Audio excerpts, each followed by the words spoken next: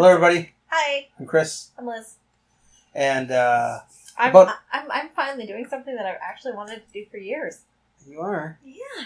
Okay, so last weekend, I made a challenge to her to beat Final Fantasy VII, or at least get a good portion of the way into it. First, I had to finish my doctoral class, which you finished in like 8 hours after I presented the challenge to you. God. My brain was mush for the next 3 days.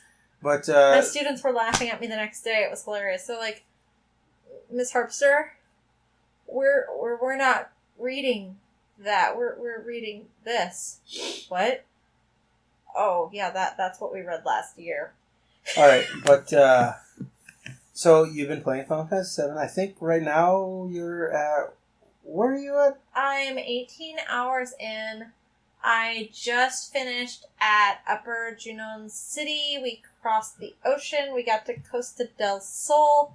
And right now I'm kind of in the middle of nowhere. I just got my buggy. I'm kind of excited. Oh, right after the and I just desert had... prison. Yes, and I just had a major battle with Reno and Rude. Okay. Well, major, I kind of kicked their butts with a few summons, like the Chocobo summon, and then the Ifrit summon, and the Shiva summon, and then the Runon summon, and then the Chocobo summon again, and then the Ifrit summon. Yeah. Okay. Anyway, yeah, they weren't very happy with me. So basically, you're well past the point where the remake is going to end. Yes. The remake is supposed to end at Midgar. I mean, that's what they said. It might end maybe a little bit after you finally get into the overworld, or it might end up at the Chocobo Ranch, or it might end up at Calm. Chocobo! We don't really know until I've caught it a few comes out. Chocobos. So anyway, what do you think of the story? What are your... first of all, we said during the remake, Barret is a jerk. What do you think of Barret? Oh my god. So, okay. In playing through the original Final Fantasy VII, that particular scene in Midgar, I keep wanting to call it Midgard. I'm sorry, I'm teaching a Norse mythology unit right now. And in Norse mythology, it's Midgard, which Midgar would be based on as Middle Earth. Okay, tangent.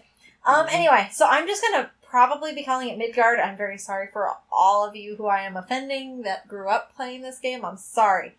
Throwing that out there right now. So anyway,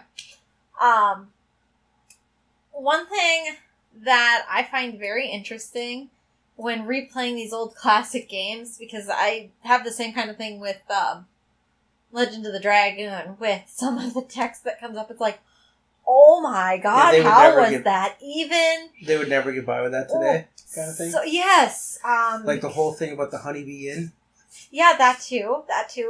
I'm more referring to some of the things about that men say about women in Legend of the Dragoon. That as I was replaying that, I was like, holy cow! I was like 12 when I played this. Okay, a little older, but still.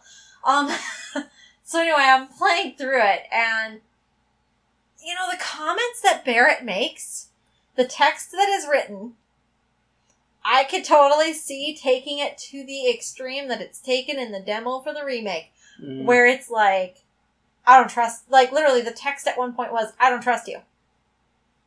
And it's like... And they seem to elaborate on that in the demo. Yes, and literally just that body language of Barret pushing between Jesse, right, Jesse? Jesse. Yes. And Cloud, and like pushing them apart. Like, literally, it's like, oh my gosh, like, that is where that's actually going on in the classic. We just didn't read into it. And there was another part. This is actually after the events of the demo. Mm-hmm. They go back to Tifa's seventh heaven. And Cloud is like, dude, where's my money? Dude, where's my money? You need to pay me. I just did the job. You need to pay me. And Barret's like shoving him off and like, whatever, dude, whatever. And Tifa's like, please, Cloud, please stay. Barret, come on. Just, would you please be nice? And like, Tifa's like really working hard to get these two to even get along. You can tell there's this friction there. You can tell that they didn't even know each other before this happened. Mm-hmm. And so now looking back on the intro, the demo in Midgard, it's like, I can see exactly where Barret's coming from. See exactly where Cloud's coming from. I completely understand how they could start at that level. Having played through all of the Midgard sequence, I can completely see how they have built the relationship that they had in Advent Children. I completely understand it now. And I'm like, you know what? Them starting at this kind of tension and working through things the way that they are going to have to work through them in order to get to the point that they make it to Advent Children. Yeah? That's the kind of relationship they're going to end up having, is this one where they know they've got each other's backs. They know they can trust each other. Because they've had to, up to this point, they've literally had to back each other up. I mean, I'm at the point now where Cloud literally just went to bat for Barrett. We just got done at Barrett's hometown. Or I just got done at Barrett's hometown and finding out Barrett's backstory and how he got Marlene. And I was just like, oh my gosh. Like, I thought he was her biological dad and something had happened to Mom. Didn't know what. I figured that Shinra had to have something to do with it. They did. But I didn't know what it was. I mean, I was just kind of making inferences. So, and it blew my mind that he wasn't her biological dad. So with that, I remember you making the comment during the remake, I can't imagine Barrett being a tree hugger. Now I can. Well, now I absolutely can. Barrett's not really being a tree hugger. He's kind of trying to right the wrong that he did. Mm-hmm. Well, and it's not necessarily the wrong that he did. No, he did it. But it's... Well, it's not just that. It's not just that. I mean, at the beginning of the game, he does blame himself for everything that happened to his village, for everything that happened to Marlene's family, for everything that happened to his wife. But I think he's coming to realize now at the point in the game that I'm at that, you know what, I didn't do all of it. It was coming down the pipeline. Right. One way or another, it would have happened. And I think that's what he needed to realize during the last 2 years. Because they made the comment that Marlene is 4 years old at the point of the game. Which would mean that during Advent Children, she should only be 6. Okay. So Marlene's only 6 years old. She's a very bright and grown-up 6-year-old. Oh, and when you have something traumatic happen, like the death of your entire family, as far as you know, children will grow up faster than usual. And I guess they are kind of growing up in a pandemic. Geostigma, that would be a pandemic. Can you tell I'm getting into it? I have put like 18 hours into it. So, what do you think of the story? If it wasn't for the fact that it's almost 11 o'clock at night, I would actually be playing it right now. Well, you don't have work tomorrow. No, but I have a child. You do. I have a sick child with an ear infection. Okay. He's been helping me play today, because he's been sleeping on my lap while I'm playing. So, you kind of know some spoilers because you watch Advent Children, so you know that I know Eris is going to die. Eris is going to die. And if I didn't know that, I would unashamedly have a party made up of Cloud, Red 13, and Eris, because Eris is a kick-ass healer. I find it so hard to justify putting Eris in that third spot, though, because Final Fantasy VII is not like Legend of the Dragoon, where even if they're not in your active party, they still level. And so, therefore, if I have Eris in that spot, that means that I am potentially handicapping myself, but I don't know how close to the end of the game she dies. Like, Does she die right before the final boss, and in which case am I going to be fine if I put her in that third spot, or... I think... Let's see. Because she's a kick-ass healer, you guys. Oh my gosh, she does such a good job. You are getting close to the Temple of the Ancients, I believe. I don't know. Story. Maybe I don't know. like 1 or 2 more towns. I don't know. And then she dies in the Temple of the Ancients. So I need to take her back to that golden saucer and let her have some fun. Yep, you do. Let her run amok. Let her be a child. Yep. Because, yeah. I don't know, like... I think I fully plan on watching Advent Children again once I finish the game. I think I can probably finish the game in another week and a half at this rate. Yeah, you're going through it pretty nice. Although you are still on the first disc. Good point. There's 3 discs. But I also just found out that due to the the global pandemic with COVID-19, that I don't have work this week. Right. So, and my child tends to want to just kind of, right now while he's sick, he wants to just curl up and sleep on my lap. So, like, literally, I got 8 hours of Final Fantasy in today because I had a toddler sleeping on my lap. Like, what else am I going to do? Right. And, So I potentially am going to get a lot more time in this week. We'll see. If he's feeling better, then I can potentially be doing some other stuff around the house. But if he's kind of feeling like this again tomorrow and the next day, then one more Final Fantasy time. he'll be sleeping on my lap. And yeah. Alright, and in here you have, you mentioned Midgar plus the Final Fantasy VII Remake. What do you mean by that? We talked about it. We did? Okay. I think. Oh, you wanted to know. Oh, you asked me what I think they could, because if they make that so that literally just Right. Midgar is the first installment that they're going to release, and they're claiming that it's going to be a full game, which means 40 to 60 hours of content. What do you think they can flesh out? God. I know. I think that they will definitely flesh out the Shinra, like the Shinra Tower. That being said, I think I did choose the quicker of the two options, which was to stealth my way in. And since I stealthed my way in, I may have skipped a significant amount of content. I don't know. I don't think so. I was attempting to kind of speed things maybe. where I could speed them. Yeah, you're kind of doing like a speed run, but not really a speed run. You're not missing. I'm not missing A lot too of- much. I yeah. mean, I'm making sure that I'm getting what materia I can get. I am making sure I'm getting what free items I can get when it's feasible.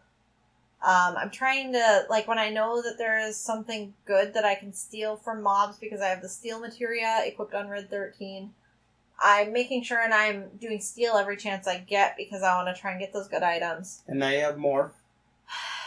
Transform. Transform. Okay. Transform. I have two No, of those. I think it's the morph material you want that morphs enemies into items. I don't know. That was transform. I don't know. I have 2 transforms. I have a lot of materia. I know I don't have a lot. Like, I've seen some YouTubers that do have a lot. It's like, holy buckets. Mm-hmm. I'm not even close to that. I know that. The during materia system is super easy. Yeah, it's They fun, make it sound actually. so complicated. You can make like crazy Oh combinations. my gosh, too. they made it sound so complicated in the walkthrough. Why do they have to make it sound so complicated? I don't know. Like, literally, if they just told you, play around with this. But during the development of the game, they did plan to have more characters you can have in your party. So I'm wondering if maybe they plan to introduce more characters. Who, though? I don't know. I want to go back and get Vincent. Well, you haven't missed him yet. Like your opportunity to get him. Okay. And then I got Kite Seth. Well, Kite Seth Kite is Sith? His name is actually spelled Sith. the cat. On the Kitty movie. cat with the crown. No, it's Yuffie. You got Yuffie. I got Yuffie. Yeah, Kite Seth just tags along with you for the ride. Oh, so he's not one of the 2 secret characters. No, Yuffie and Yuffie Vincent. is... Oh, Vincent's the other secret character. Mm-hmm. Okay. And Vincent is awesome. I like Vincent. Vincent's badass in the movie. Yeah. Like, I could see replacing Red 13 with Vincent. Yeah, well, you should play Dirge of Cerberus. He's... Well, maybe I will. Maybe. Maybe we'll see. Um, But yeah, I don't know what they would flesh out. what? Maybe more scenes in the church region, because that's such an important area in the movie. I would love to see some kind of history on why Eris is drawn to that church. She kind of talks about it a little bit, like that's where she can hear her mother's voice. But I would love more of an in-depth thing on why she's drawn there. Mm-hmm. God, I really don't know what else they would flesh out. What do you think they would leave out, if anything? I mean, I know that the whole Don Corneo stuff is going to be in Oh my the God. remake because I've seen pictures of I want to Cloud see pictures of Cloud cross in a dressed. dress. Yes, I've seen I want pictures to of see these pictures. I haven't gotten to see them yet. Right. One thing that I think they might leave out in the remake would be what happens to basically the girls that are and are not chosen in the Don Corneo. Right. They're 'Cause- basically his henchmen get dibs. Yeah, we can't say the words because YouTube. Yeah, YouTube doesn't like that kind of talk. And But like there neither were do 4 we, men. but- And that was very disturbing to me. Yeah. Playing that scene. Like, I was like, oh my god, kids played this? Yeah, that scene where I think in your playthrough he chose Tifa. Yes, he chose Tifa. Yeah, I think where the scene where Cloud is in with the 4 guys. And I didn't know what I was supposed to do. And I was just like, can I just leave? Can you get out of my way? I want to leave. I want to leave right now. Can I just leave? You're not letting me leave. But I did find it funny then, where Cloud went downstairs, and then the guy was following Eris around the table. Eris went upstairs, and then the guy followed her. She just pushed him, and he fell down the staircase. I thought that was pretty The funny. existence of that room, just Yeah, I think I the 90s was a different time. that I if that scene makes it into the game, I will be very. And how detailed will that scene be? If Right. It doesn't get in the game? If it makes it into the game, it that would be one of those that would make or break whether I would let Jacob play this when he's older. Because Yeah, I was very uncomfortable playing that scene. it's still in Midgar, so it's going to be on the first day. And it or will it's be gonna in on the- first It'll game. be in the Yeah. first release. Just looking at it from the perspective of a parent, I was like, I don't want my kid playing this scene. And looking at it from the perspective of a woman, I'm like, oh my god, like, why is this even in here? This is bad. Mhm. Yeah, I think that's one thing that needs to be left out. Well, we'll see. I mean, Or changed. It's not critical to the story. No, it was more something that was thrown in there for people to laugh at, and I'm sure in the 90s there were people that thought it was hilarious and cutesy, and Mm-hmm. I don't know. Right. I don't know. Maybe I'm being too sensitive to it too. I don't know.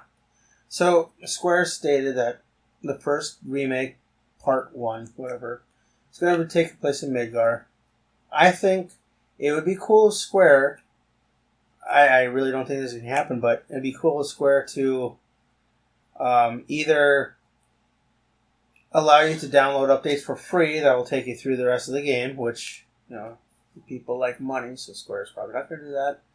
Or it'd be even nicer if They surprise us. they surprise us and say, hey, this is the whole game. Surprise! Right. April Right. Fools. It's April 10th. April Fools. I mean, it was supposed to be released a month ago, though, so. It was. But I don't... It's just something I'd like, but I know it's not going to Very happen. likely to not happen. Right. Yeah. So, you're enjoying the game so far? I'm enjoying the game so far. Good. I know I actually almost forgot about that particular scene until you asked me if there was something I thought should not make it in the final version, and then I'm like, yeah, that scene. Alright, so, None of that was even critical to the game. Like, Tifa getting taken by that guy, like, well, what did we even gain from that? What did we learn from that experience? he comes back. He's Shinra's informant. He comes back. So Someone else could be Shinra's informant. you're kind of establishing what kind of guy he really is. I can't say the words because we're on YouTube. Yes. So what do you think? I mean, 1997. The graphics are somewhat dated. What do you think? No, the graphics are good. I mean, it's right up there with Legend of the Dragoon and Legend of It's Legaia. one of those. It's one of those games that they first started using polygons. Before that, it was sprites. Yep. And I'm really looking forward to being able to use a joystick to play this game. There were lots of scenes, or lots of times that I'm like, I need a joystick! I need a joystick! Why are we going at 45 degrees? 90 degrees, you guys! no, it's 48. I think it's 8 direction. Uh-huh. I think I'm moving 8 directions. Uh-huh. I'm aware. Which was a really big thing. I know, 'Cause I know. before it was that, huge. RPGs were just 4. Well, and You know, it would have been fine if I had one of those controllers that had the optional screw-on Right. joystick, and then I had one of those guys. Play with by an the Atari way. controller. Yeah. All right. It's a good game. I'm enjoying it. I would give it a solid. I'd give it a solid 7.5 out of 10. Right now. Okay. Well, we'll see once you get to the real meat of the story. You haven't gotten there yet. So, all right. I'm enjoying it. Okay. All right, that's it. What? Phillips, Oh. subscribe. Hey, why not like us too? Oh, Jacob. Jacob's awake. Okay. Jacob wasn't in the video because he's sleeping. Well, now Okay. he's awake. So, see you, everybody. Bye. Bye.